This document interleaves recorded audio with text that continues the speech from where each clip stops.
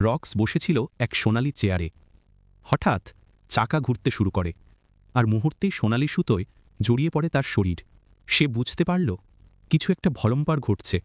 দূর থেকে কেউ চিৎকার করে উঠল, রক্স, উঠে দাঁড়াও! কিন্তু রক্স নিজেকে উৎসর্গ করার সিদ্ধান্ত নিল। চোখের পলকে তার দেহ চেয়ারটার সঙ্গে মিশে গেল। পেছনের দেবীর মূর্তি ধীরে ধীরে ঢাল নামিয়ে দিল। ঠিক তখনই জলের ভেতর থেকে আগুনের দেবতা ফেস্টার আবির্ভূত হলেন। তিনি শীষ দিলেন, আর জল থেকে বেরিয়ে এলো এক সোনালি সিঁড়ি। তিনি বললেন, এই ঢাল নাও, এটি তোমাকে সর্বশ্রেষ্ঠ নায়িকা বানাবে। কিন্তু রোজের চোখে জল। সে আর সেই ঠান্ডা হৃদয়ের মেয়ে নেই, কারণ রক্স তার সবচেয়ে প্রিয় সঙ্গী। রোজ বলল, না, আমি অভিশাপ ভাঙব। ফেস্টার মুগ্ধ হলেন। আরেকবার শীষ দিতেই সিংহাসন থেকে অভিশাপ মিলিয়ে গেল। রক্স আবার নিঃশ্বাস নিতে পারল। অভিযান শেষ, সফল। সে ঢালটি দিল যুদ্ধের দেবতা এরিসকে। এরিস প্রতিশ্রুতি রাখল, দিল এক ব্যাগ। ভেতরে ছিল বজ্রের রাজদণ্ড। রক্স দৌড়ে গেল এম্পায়ার স্টেট বিল্ডিংয়ে।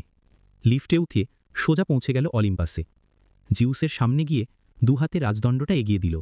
কিন্তু জিউস ভুল বুঝল, ভাবল সে চোর। বজ্রপাত করতে যাচ্ছিল, ঠিক তখনই পোসাইডন এসে বললেন, দয়া করে আমার সন্তানকে রক্ষা করুন। জিউস থেমে গেলেন। রক্স তাকিয়ে দেখল তার বাবা সত্যিই পোসাইডন। তিনি হাসলেন, বললেন, তুমি আমার গর্ব, রক্স। তার হাতে দিলেন এক জলজলে মুক্তা, আর তাকে নিরাপদে পাঠিয়ে দিলেন পৃথিবীতে।